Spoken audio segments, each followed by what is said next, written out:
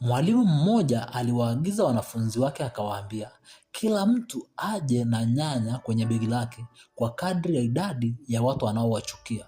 Kisha baada ya hapo akawaambia, endeleeni kuzibeba kwenye mabegi yenu, nendeni nazo nyumbani na kurudi nazo mpaka siku nitakapowaambia nini cha kufanya.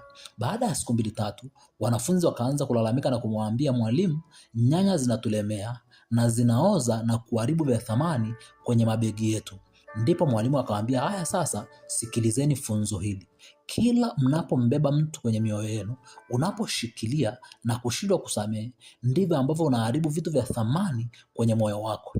Ngoja nikwambie mtu wa Mungu, kila unaposhikilia vinyongo, ukashindwa kusamehe, ukabeba watu kwenye moyo, unaharibu vya thamani kwenye moyo wako, unaharibu vya thamani kwenye maisha yako. Biblia inasema linda moyo wako kuliko vyote ulindavyo, maana ndiko zitokako chemichemi za uzima. Moyo wako ni chumba cha hazina. Kubeba watu kwenye moyo, kubeba vinyongo, kubeba hasira, kushindwa kusamehe ni kubeba uharibifu. Ngoja nikwambie, unaposamehe ni kwa faida yako. Unaposamehe ni kwa ajili ya usalama wa moyo wako. Kubali kusamehe mtu wa Mungu. Unaposamehe unapona, afya yako inapona, ndoa yako inapona, uchumi wako unapona. Pokea neema ya kusamehe ili ufanikiwe na umuone Mungu katika jina la Yesu Kristo.